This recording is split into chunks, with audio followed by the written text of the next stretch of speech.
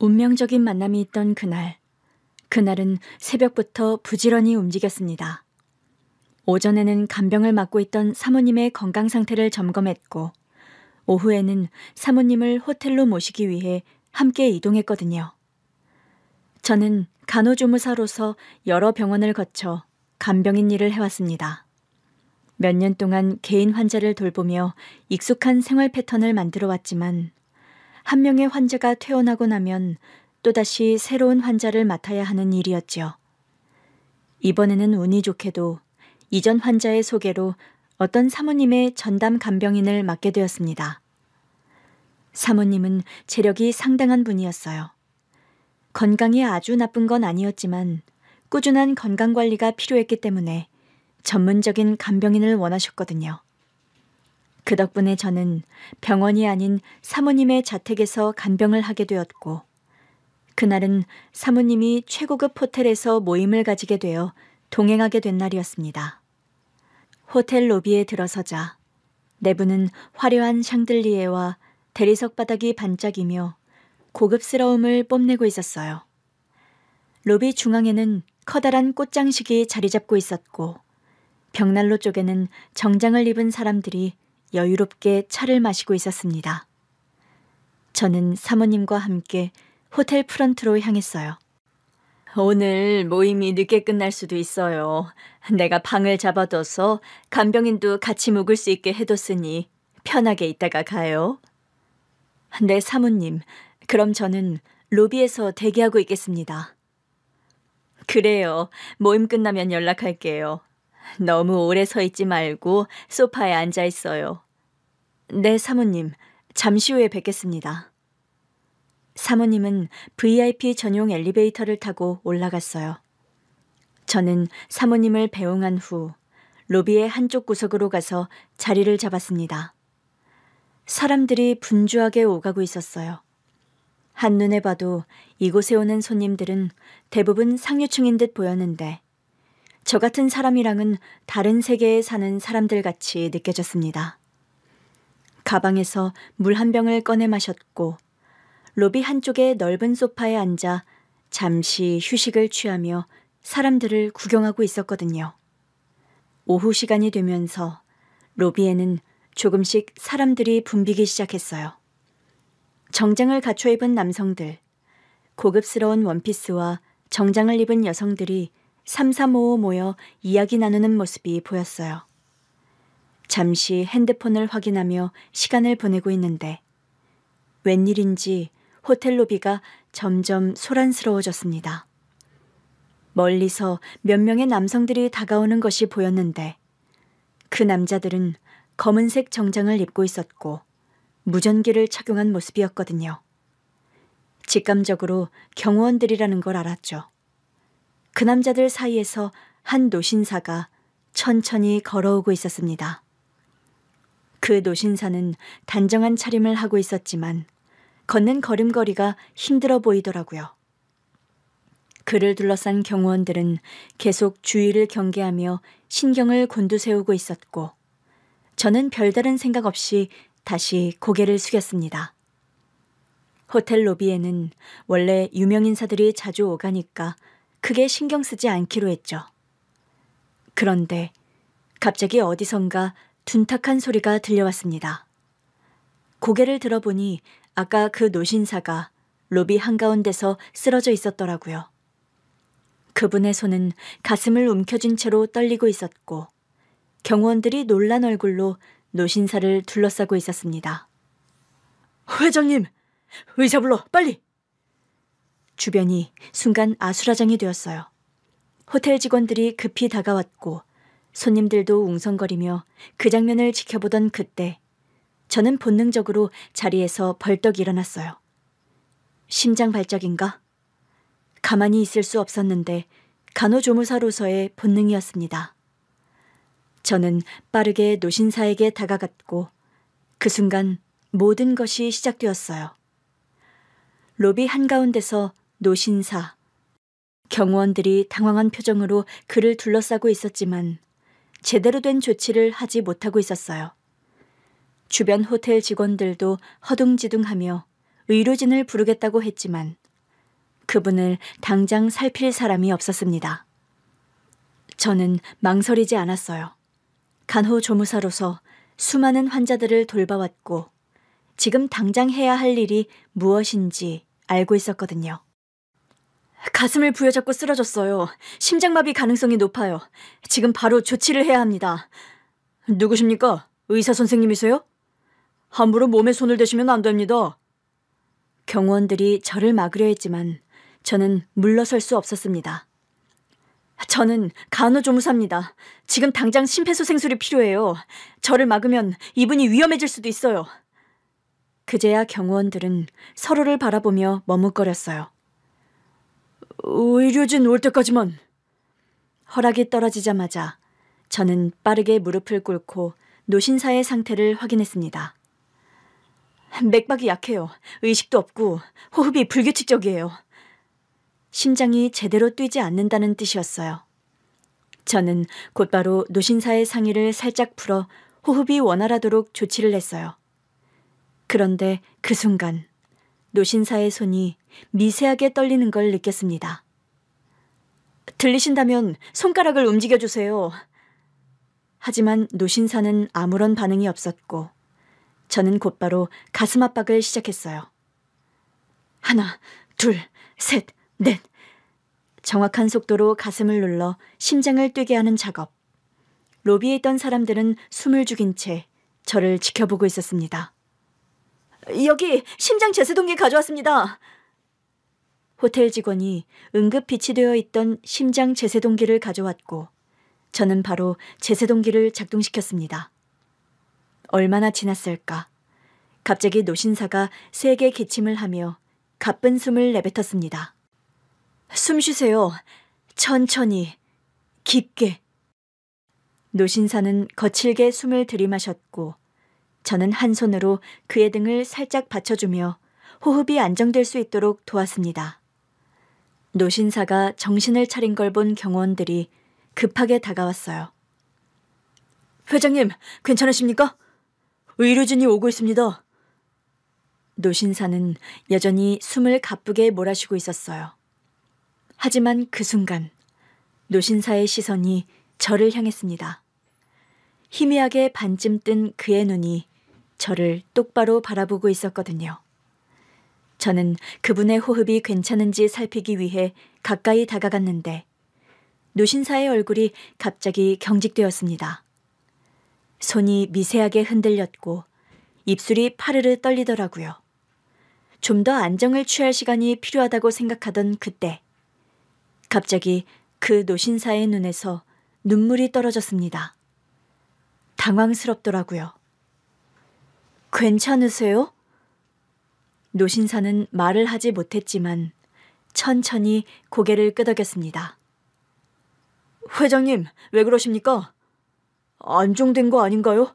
몸을 너무 떠시는 것 같은데요. 호흡 한번 다시 해보실게요.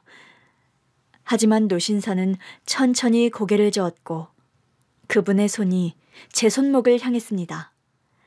시계를 차고 있는 제 손목을 붙잡고 손목 시계와 제 얼굴을 번갈아 바라보던 그분이 아주 힘겹게 한마디를 내뱉었어요.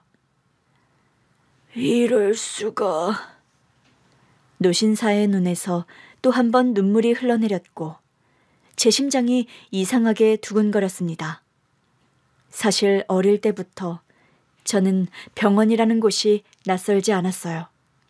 집안 형편이 넉넉하지 않아서 큰 병원을 자주 다닐 수는 없었지만 저희 엄마가 몸이 약한 편이었기 때문에 저는 어릴 때부터 엄마를 따라 동네 병원을 방문하는 일이 많았거든요. 엄마의 손을 잡고 병원에 가면 항상 하얀 옷을 입은 간호사들이 반겨줬어요.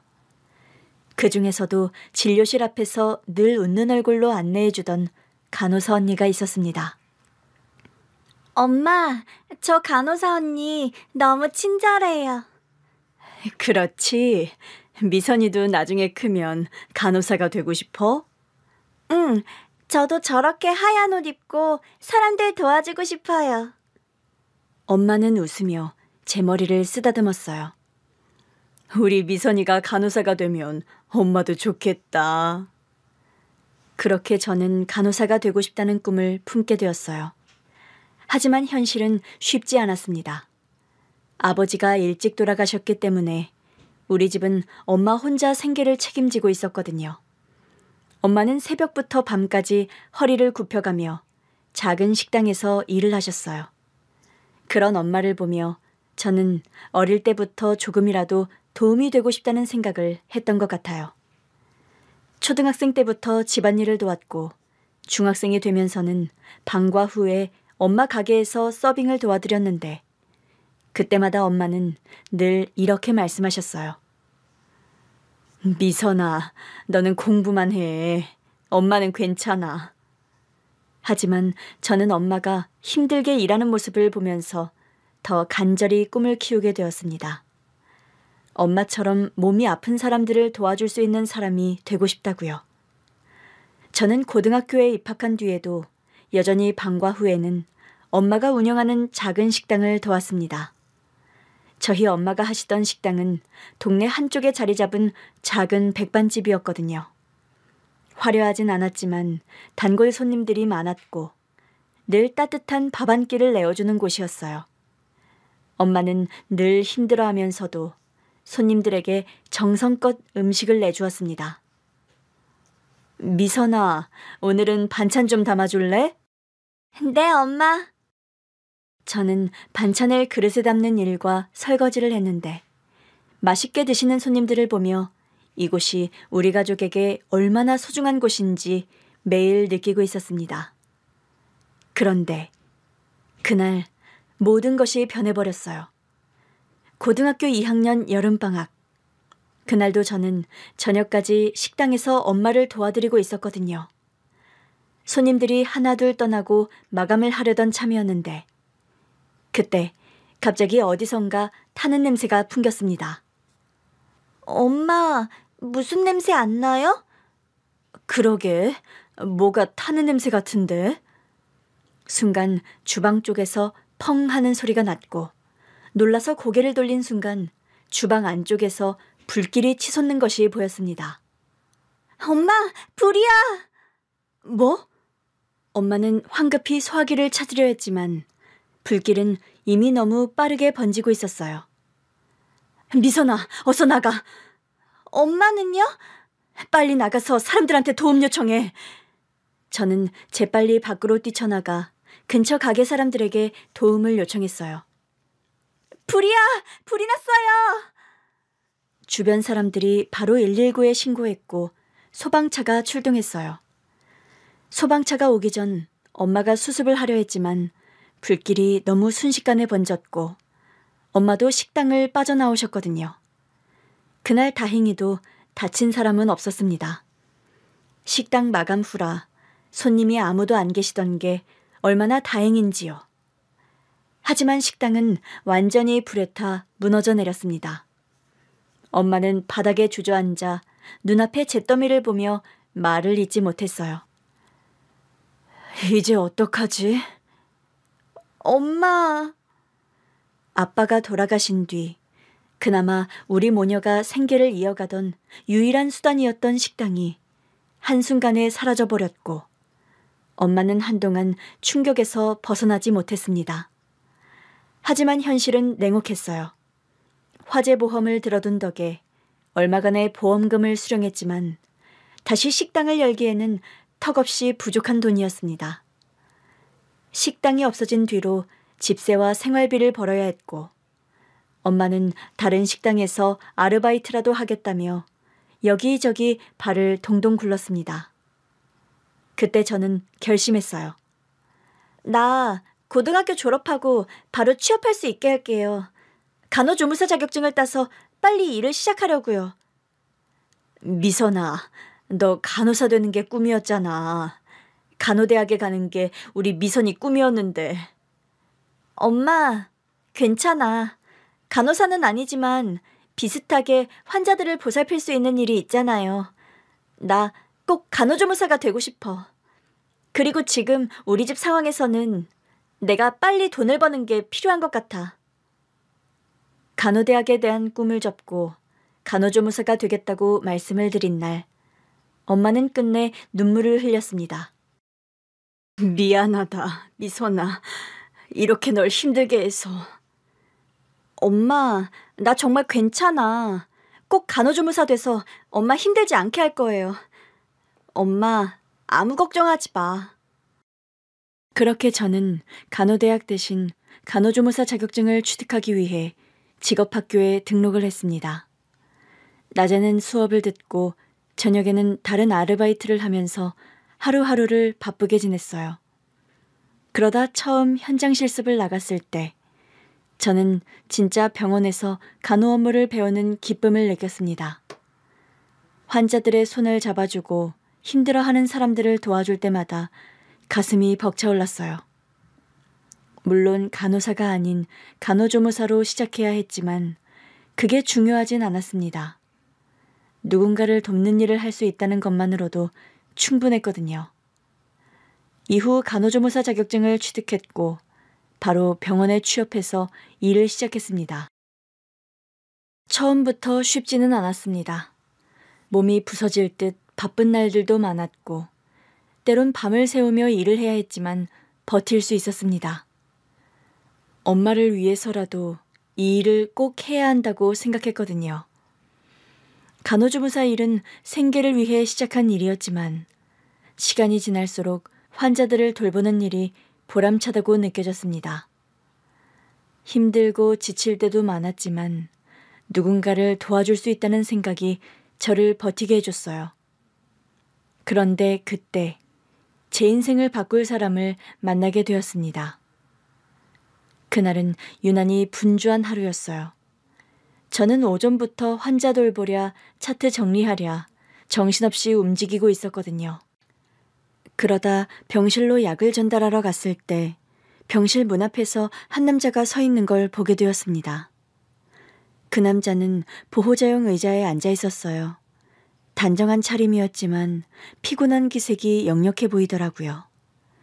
어머니로 보이는 분이 병상에 누워 계셨고 그 남자는 어머니를 걱정스럽게 바라보고 있었습니다. 저는 조용히 다가가서 차트를 확인했어요. 보호자분이신가요? 아, 네. 어머니 보호자로 왔습니다. 어머님께 약을 드릴 시간이어서요. 잠시만요. 저는 어머니께 다가가 약을 챙겨드렸어요. 그리고 간단한 건강 상태를 체크한 후 보호자인 남자에게 설명을 했습니다. 어머님께서는 식사 후에 이 약을 꼭 드셔야 해요. 그리고 밤에는 수분 섭취를 조금 줄이시는 게 좋아요. 네, 알겠습니다. 그는 제 말을 진지하게 들으며 고개를 끄덕였고 그렇게 짧은 대화를 나눈 게 시작이었습니다. 남자의 어머니는 2주 동안 병원에 입원해 계셨거든요. 그동안 남자는 매일같이 병실을 찾아왔어요. 저는 매일 병실을 돌며 환자들의 상태를 살폈는데 갈 때마다 남자가 어머니를 보살피는 모습을 보게 되었습니다. 그 남자는 늘 어머니 옆에서 정성스럽게 간호했고 조금이라도 불편해 보이면 바로 와서 도움을 요청했어요. 저기, 혹시 오늘 어머니 혈압이 어땠나요? 조금 높긴 했지만 크게 걱정할 정도는 아니에요. 다행이네요. 어머니가 혈압약을 드시고 나면 좀 어지러워하셔서. 네, 그럴 수도 있어요. 보호자분이 신경 많이 쓰시네요. 네, 어머니랑 단둘이 살아서요. 어머니한테는 저밖에 없거든요. 그 말을 듣는 순간 저는 왠지 모르게 남자에게 친근함을 느꼈고 그냥 솔직한 저의 집 상황을 말해버렸습니다. 저도 그래요. 어머니랑 둘이 살아요. 남자는 놀란 듯 저를 바라봤어요. 아, 정말요? 네, 그래서 그런지 보호자님 마음이 조금 이해가 돼요. 남자는 미소를 지었어요. 그렇게 우리는 서로의 사정을 알게 되었고 그 후로도 병원에서 마주칠 때마다 자연스럽게 대화를 나누게 되었습니다. 남자의 어머니께서 퇴원하던 날, 저는 마지막으로 병실을 정리하고 있었는데 남자가 병실 밖에서 서 있었어요. 미선 씨, 잠깐 시간 괜찮아요? 네? 네, 괜찮아요. 남편은 어색하게 웃으며 머리를 긁적였어요. 그동안 어머니를 잘 돌봐주셔서 감사했어요. 덕분에 어머니도 편하게 지내셨고요. 별 말씀을요. 보호자분이 워낙 잘 챙기셔서요. 그러니까 혹시 시간 되시면 밥 한번 같이 먹을 수 있을까요? 네? 어머니도 퇴원하셨고 그냥 미선 씨랑 이야기 나누는 게 편해서요. 아, 네. 알겠습니다. 그렇게 우리는 처음으로 병원 밖에서 만났어요. 식당에서 밥을 먹으며 이런저런 이야기를 나누었고 그날 이후로 연락을 계속 주고받다가 자연스럽게 연애를 시작하게 되었습니다. 우리는 서로를 이해하는 부분이 많았거든요. 둘 다 어머니와 단둘이 살면서 힘든 시간을 겪었고 가족을 위해 희생하며 살아왔는데 그런 우리였기에 연애를 하면서도 항상 서로를 배려하려고 노력했습니다. 그러다 만난 지 1년이 넘었을 때 남편이 결혼 이야기를 먼저 꺼냈어요. 미선아, 우리 결혼할까? 정말? 미선이와 함께라면 우리 어머니도 더 행복하실 것 같고 나도 그래. 저도 같은 마음이었습니다. 상견례는 별다른 격식 없이 어머님들끼리 식사하는 자리로 간단하게 진행을 했어요. 식당에서 마주 앉은 두 분은 처음부터 친했던 사람들처럼 서로를 바라보았습니다. 아유, 우리 아들 민철이 잘 부탁해요, 사부인. 저야말로 우리 미선이 많이 부족한데 잘 부탁드려요. 우리 서로 의지하면서 지냅시다. 이제 가족이잖아요. 네, 그래요. 가족이 됐네요. 그렇게 우리는 가족이 되었습니다. 저는 결혼 후에도 간호조무사 일을 계속했어요. 병원에서 일하는 게 힘들 때도 많았지만 남편은 늘 저를 응원해 주었어요. 미선아, 오늘 하루도 고생했어. 나 너무 피곤해. 그럼 오늘 저녁은 내가 할게. 정말? 당연하지. 나 요리 잘하는 거 알잖아. 그렇게 우리는 서로를 의지하며 평범하지만 행복한 가정을 꾸렸습니다. 하지만 결혼한 지 2년이 지났을 때 친정엄마의 건강에 문제가 생겼습니다. 어느 날 엄마에게 전화를 걸었는데 엄마의 목소리가 유난히 힘이 없는 것 같았거든요. 엄마, 오늘 하루는 어땠어? 그냥 몸이 좀 무겁네. 병원 가봤어요? 아이고, 그냥 피곤해서 그런 거지. 괜찮아. 하지만 그 말이 신경이 쓰였고 그날 저녁 저는 병원에서 퇴근하자마자 엄마 집으로 향했습니다. 엄마, 얼굴이 너무 안 좋아 보여요. 별거 아니라니까. 병원부터 가요. 엄마 그냥 두고 못 가겠어. 그렇게 엄마를 억지로 설득해서 병원에 모시고 갔어요. 그런데 진단 결과가 생각보다 심각했습니다. 췌장암이었거든요. 췌장암은 초기 증상이 미미해서 조기 발견이 어려운 암 중에 하나였죠. 그 사실을 알게 됐을 때 저는 엄청난 죄책감을 느꼈습니다. 왜 더 일찍 발견하지 못했을까? 내가 더 신경 써야 했는데, 내가 더 챙겼어야 했는데. 간호조무사 일을 하며 환자들 상태를 세심하게 살폈지만 엄마 몸이 안 좋은 걸 몰랐던 거였어요. 지금 당장 치료를 시작해도 장담할 수 없습니다. 의사 선생님의 말을 듣는 순간 숨이 턱 막히더라고요. 엄마는 저를 바라보며 조용히 웃었습니다. 미선아, 너무 걱정하지 마. 나는 괜찮아. 그날부터 저는 간호조무사로 일하는 시간 외에는 엄마를 간병하는데 모든 시간을 보냈습니다. 병원에서 일하는 시간 외에는 엄마 곁에서 간병을 했거든요. 남편과 시어머니는 그런 저를 이해해 주었어요.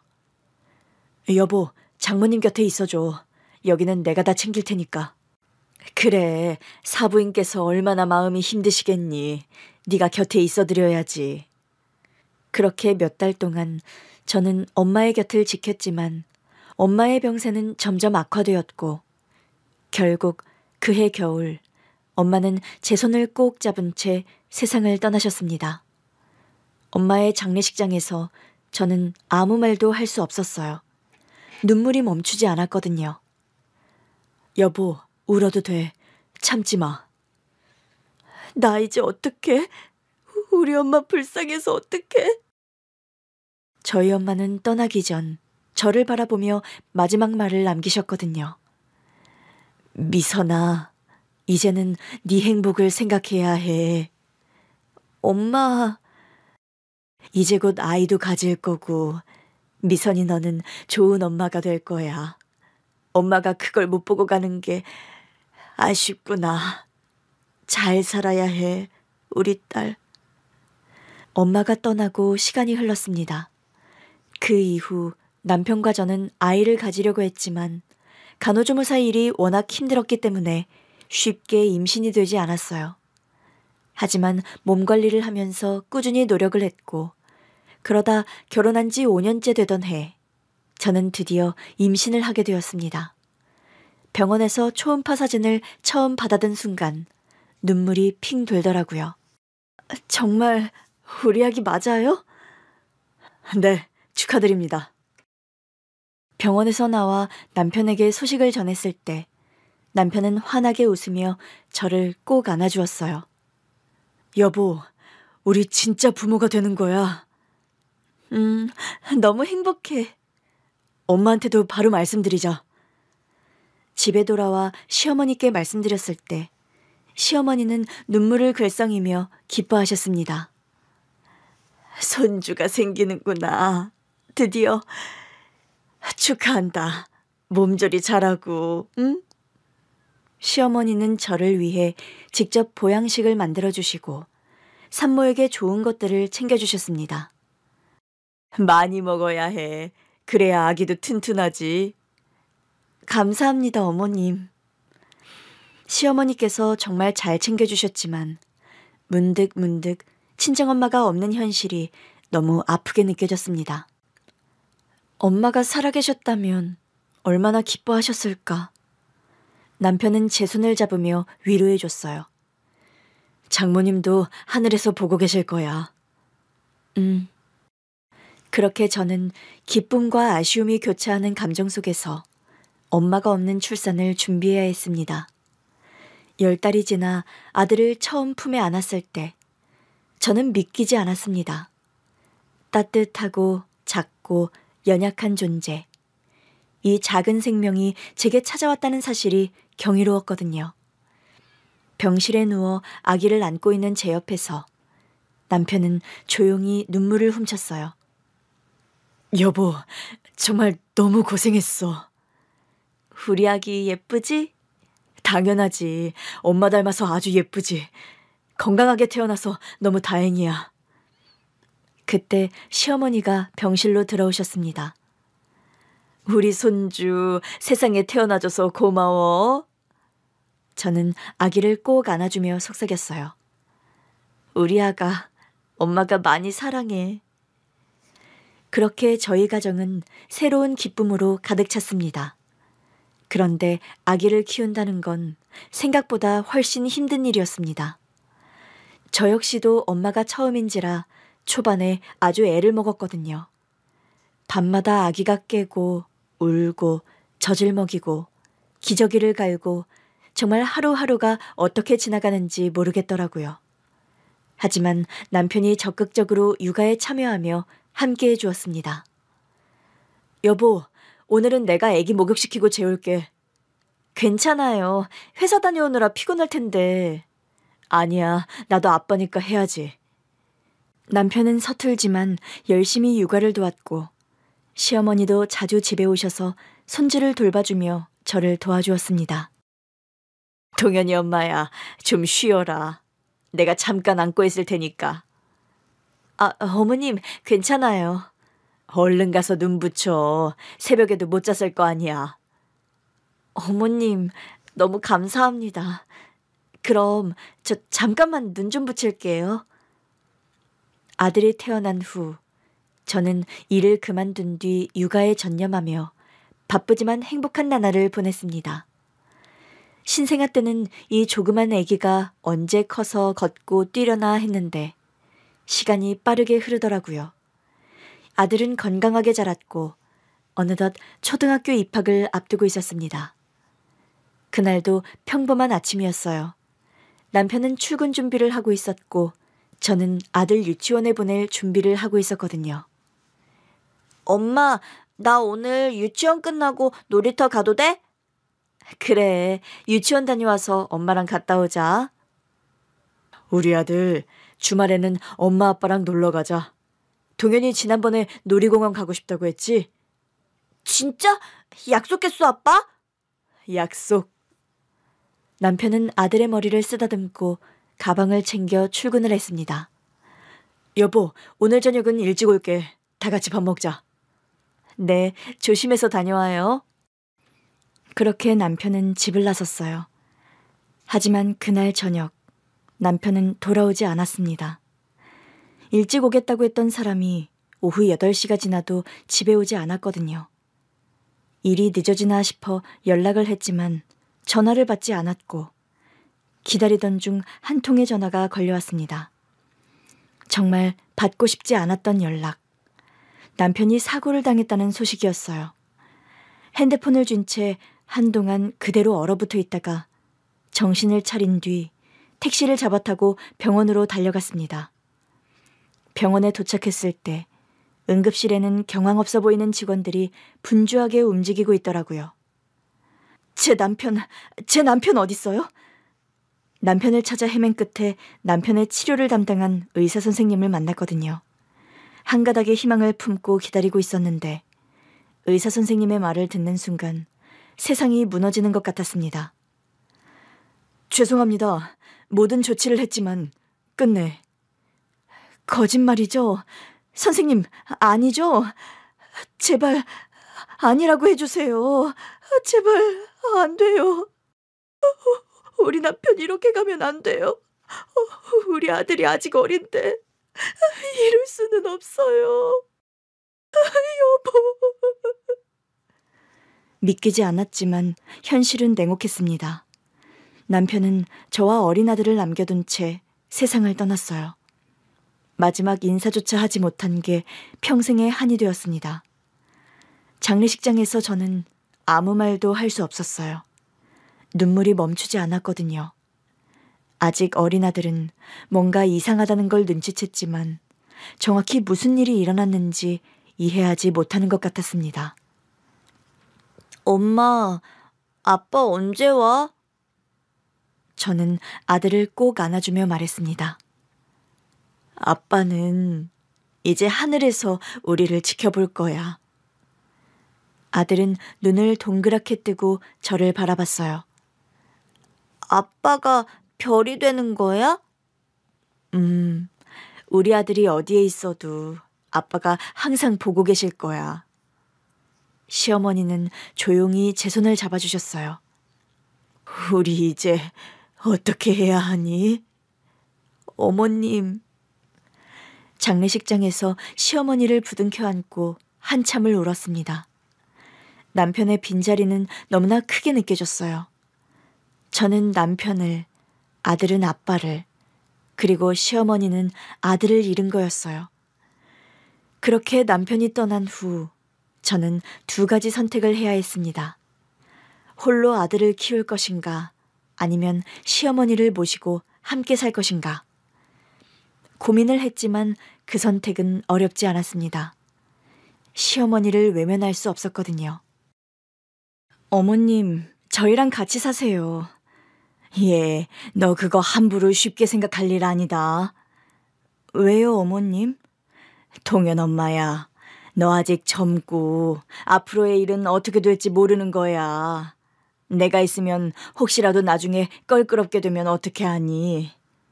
앞으로의 일이라뇨? 어머님, 어떤 말씀하시는지 알겠어요. 그치만 저는 그런 생각 없어요. 저한텐 이제 우리 동현이랑 어머님뿐이에요. 어머님도 혼자 계시면 안 돼요. 우리 같이 살아요. 그렇게 저는 시어머니와 함께 살게 되었습니다. 생활비, 그리고 아들을 키우기 위해 저는 다시 일을 시작해야 했어요. 정말 다행히도 시어머니가 아들을 돌봐주셨기 때문에 저는 다시 간호조무사 일을 할 수 있었습니다. 너 밖에서 일하고 있을 때 동현이 학교 다녀오면 먹이고 돌볼 테니 걱정하지 말아라. 어머님, 감사합니다.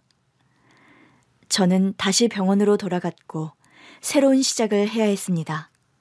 비록 남편은 떠났지만 저에겐 아들과 시어머니가 있었거든요. 소중한 두 사람을 위해 버텨야 했습니다. 아들을 키우면서도 생계를 위해 간호조무사 일을 계속했어요. 일을 하고 아들을 키우며 몇 년을 정말 열심히 살았는데 시간이 흐르며 시어머니의 건강이 점점 나빠지고 있었습니다. 처음에는 단순한 관절염과 소화불량이었어요. 요즘 손목이 자꾸 아프네. 힘도 없고. 병원 가서 검사 받아보셔야 하는 거 아니에요? 그냥 나이 들어서 그래. 조금 쉬면 괜찮아질 거야. 하지만 어머니의 증상은 점점 심해졌어요. 손목뿐만 아니라 허리와 다리까지 아프다고 하셨고 점점 걷는 것도 힘들어 하셨거든요. 식사량도 점점 줄어들었습니다. 어머님, 오늘 반찬 입에도 안 대셨네요? 입맛이 없어서 그래. 미안하다. 괜히 음식 해놓고. 아니에요. 그런데 너무 적게 드시면 기운이 더 없으실 텐데요. 그러던 어느 날 어머님이 아침에 일어나지 못하셨어요. 어머니, 괜찮으세요? 어머니는 힘없이 눈을 뜨셨지만 몸에 힘이 빠져서 움직이지 못한다고 하셨고 저는 급히 병원으로 모셨습니다. 검사 결과 노인성 퇴행성 질환과 신부전 초기 증상이 동반된 상태였어요. 연세가 있으셔서 자연스러운 노화 과정이지만 약물 치료와 재활이 필요합니다. 치료하면 나아질 수 있을까요? 급격히 약화되는 걸 늦출 수는 있지만 완치는 어렵습니다. 그 말을 듣는 순간 저는 가슴이 철렁 내려앉았어요. 그날부터 저는 일을 하면서도 어머니를 간병하는 시간을 보내야 했습니다. 아침마다 어머니의 식사를 챙기고 약을 챙겨드리고 혈압을 재며 상태를 살폈거든요. 저녁이 되면 시어머니의 다리를 주무르고 침대에서 편히 주무실 수 있도록 도와드렸어요. 어머님, 오늘은 몸이 좀 어떠세요? 괜찮아. 동현애미 네가 이렇게 돌봐주니 고맙지. 하지만 시간이 지날수록 어머니는 점점 더 기운이 없어지셨고 거동이 어려워지셨습니다. 그러다 3년이 지나자 결국 시어머니는 더 이상 일어나지도 못하고 침대에만 누워 계시게 되었어요. 어머님의 마지막 순간이 다가올 때쯤 저는 어머님 곁을 떠나지 않았습니다. 손을 꼭 잡고 따뜻한 물수건으로 얼굴을 닦아드리며 지켜드렸거든요. 그러던 어느 날 어머님이 저를 부르셨어요. 동현애미야. 네, 어머님. 여기 이거 받아. 시어머님께서는 손을 떨며 오래된 명품 시계 하나를 건네셨는데 저는 놀라서 시계를 바라보았습니다. 어머님, 이게 뭐예요? 이 시계 말이다. 이게 민철이 친아빠 거야. 저는 순간 숨이 멎을 것 같았어요. 남편의 친아버지? 오래전에 돌아가셨다고 들었고 별다른 이야기를 들은 게 없었거든요. 민철이 친아빠를 찾아. 그리고 며느리 사랑 듬뿍 받으면서 살아야지. 어머님, 그게 무슨 말씀이세요? 아버님은 오래전에 돌아가셨다고. 너무 놀라 말이 잘 나오지 않았습니다. 오래전에 돌아가셨다는 분을 찾아 며느리 대접, 사랑을 받으라니. 어머님 상태가 악화되어 뭔가 혼동을 하시는 건가 그런 생각이 들었거든요. 그때 어머님께서 힘겹게 미소를 지으며 제 손을 잡았습니다.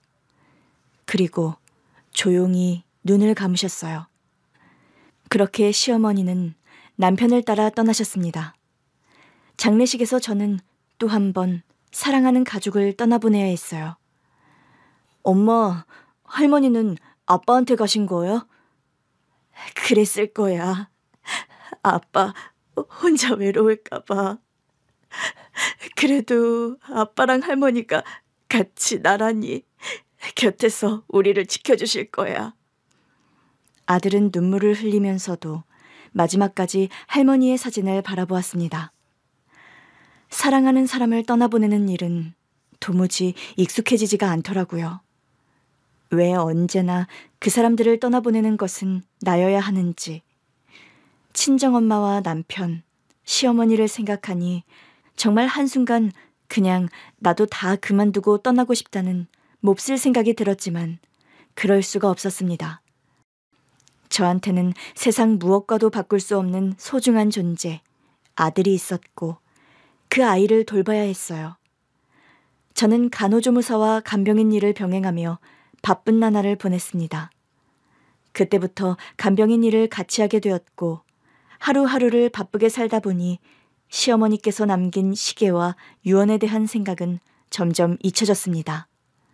하지만 시어머니가 낡은 명품 시계를 제 손에 건네며 죽은 남편의 친아버지를 찾으라 유언을 남기는데 민철이 친아빠를 찾아서 며느리 사랑 듬뿍 받아 최고급 호텔 로비에서 경호원에 둘러싸인 노신사의 생명을 구하자 노신사가 절 보며 부르르 떨며 우는데 노신사는 제 응급조치 덕분에 가까스로 의식을 되찾지만 이상한 일이 벌어졌습니다.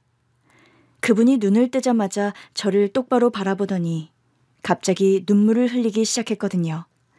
저는 당황스러웠어요. 괜찮으세요?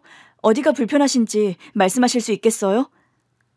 노신사는 아무 대답도 하지 못한 채 눈물을 흘리며 떨리는 손을 들어 저를 가리켰고 그 모습을 본 경호원들도 당황한 표정을 감추지 못했습니다. 회장님, 괜찮으십니까? 하지만 노신사는 여전히 믿기 힘들다는 듯 저를 바라보며 작은 목소리로 중얼거렸어요. 이럴 수가, 이렇게 만나게 될 줄이야. 저는 그 말을 듣고 더 혼란스러웠습니다. 만나게 될 줄이야? 무슨 뜻이지? 그때 호텔 바깥에서 사이렌 소리가 들렸어요. 곧이어 서설 구급차가 호텔 입구로 도착했고 의료진으로 보이는 사람들이 호텔 로비로 뛰어들어왔습니다. 그 사람들은 신속하게 노신사를 들것에 눕혔습니다. 응급조치는 하셨다고요? 하지만 바로 병원으로 모셔야 합니다.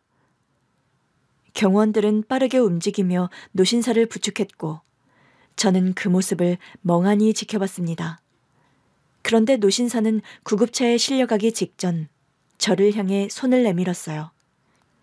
꼭 병문안을 와주오. 네? 내가 당신에게 할 이야기가 있어.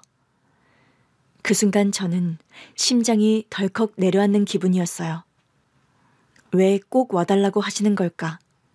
하지만 질문을 할 수 있는 상황이 아니었습니다.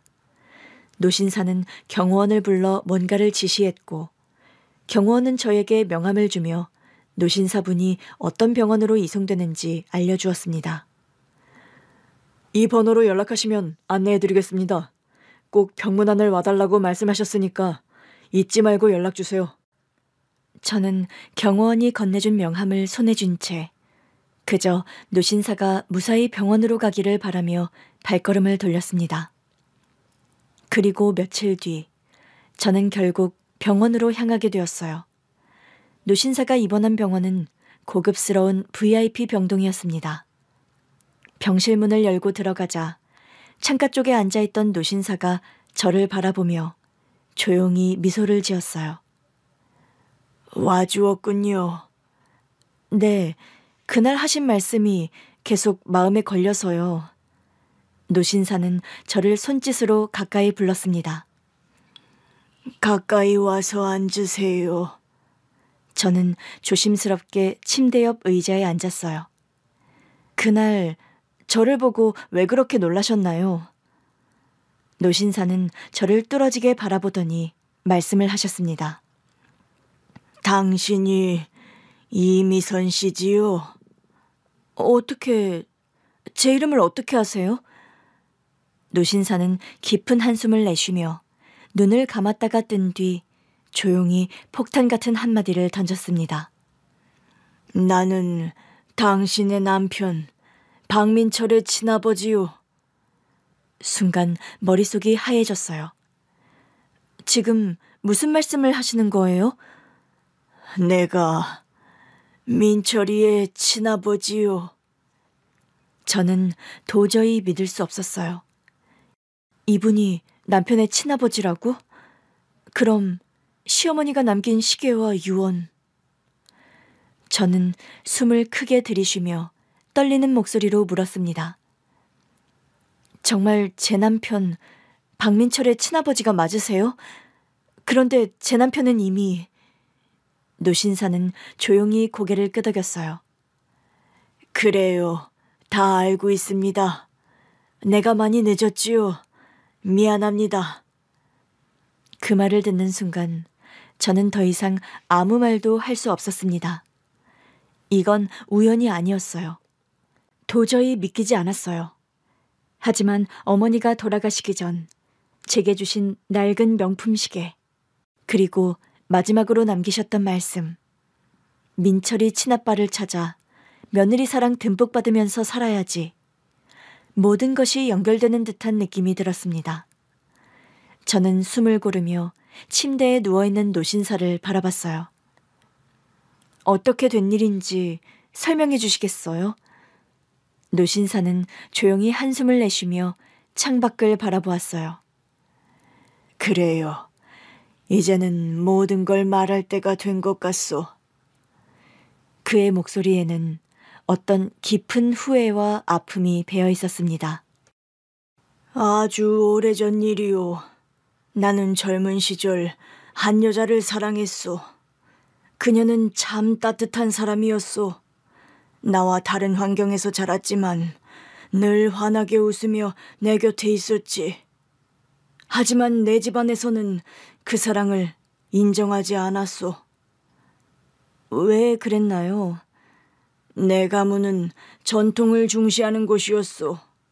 부모님은 이미 나를 위해 정해놓은 약혼자가 있었고 내가 사랑하는 사람과 함께하는 걸 허락하지 않으셨소. 그는 깊은 한숨을 쉬었습니다. 우리는 결국 헤어질 수밖에 없었소.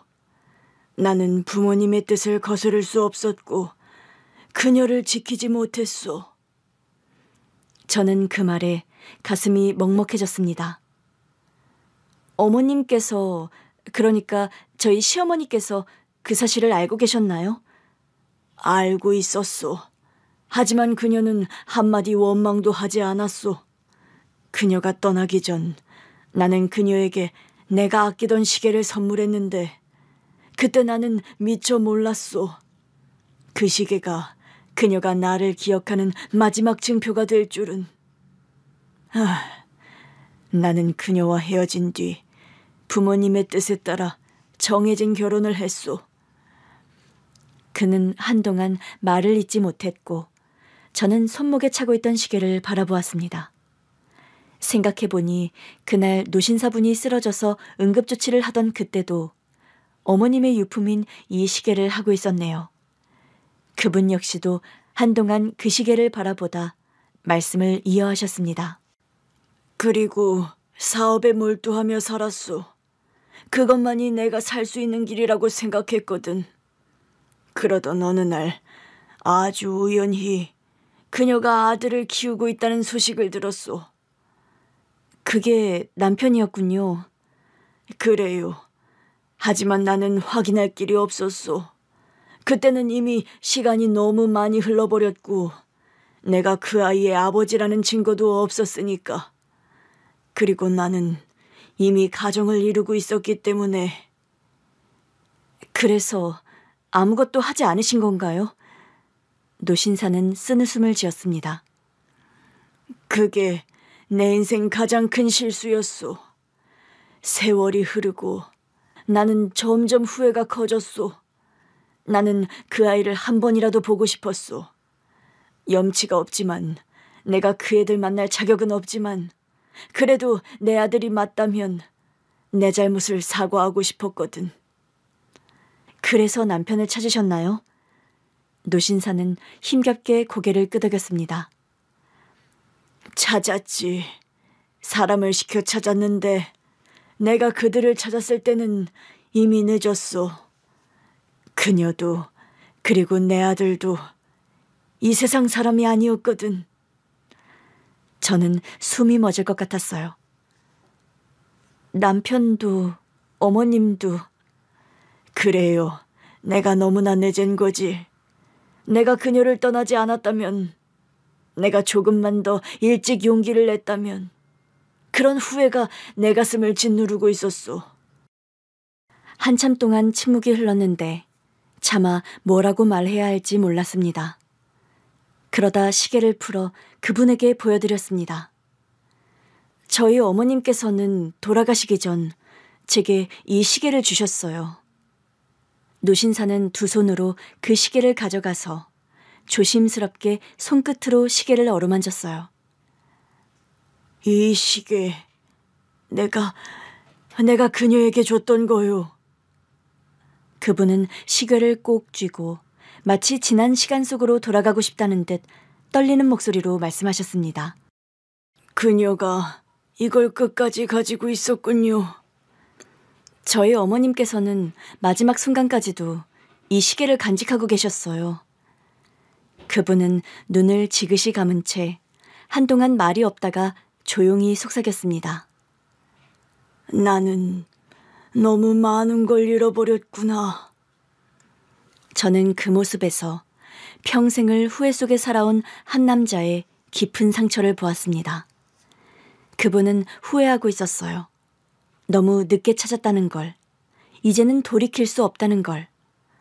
시계를 어루만지는 그 손은 마치 잃어버린 시간을 붙잡으려는 듯 조심스럽고도 애틋한 손길이었습니다. 이 시계를 그녀가 끝까지 가지고 있었다니. 그분은 손을 떨며 시계를 가슴에 품었습니다. 내가 너무 늦었지만 이제라도 당신을 만날 수 있어서 다행이요. 저는 아무 말도 하지 못했어요. 머릿속이 복잡했고 이 상황이 아직도 믿기지 않았거든요. 이분이 정말 남편의 친아버지, 그리고 제 아들의 친할아버지? 노신사는 지그시 나이가 든 뒤에 아들과 어머님을 찾으려 했지만 그때는 이미 두 사람 모두 세상을 떠난 뒤였고 남겨진 흔적을 더듬어가는 과정에서 제가 남편의 아내였다는 사실을 알게 되었다고 했습니다. 나는 내 아들을 직접 보지도 못했소. 아버지로서 아무것도 해주지 못했소. 하지만 이제라도 당신과 손자를 위해 내 남은 삶을 바치고 싶소. 그 말에 숨이 멎을 것 같았습니다. 그게 무슨 말씀이세요? 나는 당신, 그러니까 내 며느리와 손자를 보살펴주고 싶소. 그것을 허락해 주겠소. 그 말을 들은 뒤 저는 생각이 많아졌습니다. 지금까지 혼자서 살아왔잖아. 그리고 이분은 어머님을 떠난 후 한 번도 찾아오지 않았는데 이제 와서? 솔직히 원망스러운 마음이었거든요. 평생 아빠의 존재를 모른 채 살았을 남편을 생각하니 마음이 아팠습니다. 저는 지금까지 제 힘으로 살아왔어요. 알고 있소. 혼자 힘으로 아들을 키우고 일을 하면서 버텨왔어요. 남편이 먼저 떠났고 그 이후 어머님을 모시며 어머님 떠날 때까지 곁을 지켰고 아들을 키우고 있어요. 그런데 갑자기 나타나서 도와주겠다고 하시니까 솔직히 혼란스럽네요. 충분히 이해하오. 저는 그냥 이제 와서 남편의 친아버지라고 나타나서 뭔가를 해주겠다고 하는 게 저는 말을 끝맺지 못하고 고개를 숙였습니다. 그때 문득 떠오른 얼굴이 있었어요. 내 아들. 아들은 이제 12살이 되었고 점점 커가고 있었어요. 앞으로 더 많은 걸 경험해야 했고 더 넓은 세상을 만나야 했죠. 하지만 그동안 혼자 힘으로 버티느라 아들에게 충분한 걸 해주지 못했다는 생각이 들었거든요. 다른 것보다 아들에게는 저 말고 다른 가족이 없다는 사실이 뼈아프게 다가왔습니다. 그 순간 그분이 조용히 말씀을 하셨습니다. 미선 씨, 나는 당신이 내 도움을 거절할 거라는 것도 알고 있소. 하지만 당신은 혼자가 아니오. 그리고 내 아들과 결혼해 내 아들이 떠날 때까지 부부로서 연을 맺어 산 것도, 또 내 아들이 떠난 뒤 그녀를, 시어머니를 잘 모신 것에 대한 보답은 꼭 해야 한다고 생각해요. 손자를 위해서라도 받아들여주면 안 되겠소. 저는 그 말을 듣고 오랜 고민 끝에 결정을 내렸습니다. 그리고 그때가 되어 어머님께서 남기셨던 유언을 전했어요. 사실 어머님이 떠나시기 전 이 시계를 주시며 유언을 남기셨어요. 남편의 친아버지를 찾아 며느리 사랑을 듬뿍 받으라고요. 저는 시아버님이 오래전 돌아가셨다고 알고 있어서 어머님께서 남기신 말씀이 무슨 뜻인지 그 당시 이해를 하지 못했습니다. 하지만 한 가지 약속해 주세요. 말해보시오.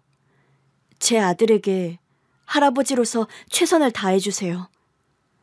노신사는 그 말을 듣고 눈가를 붉혔습니다. 물론이요. 내가 가진 모든 걸 손자를 위해 아끼지 않을 것이오. 그날 이후 노신사는 저와 아들을 위해 많은 지원을 해주었습니다.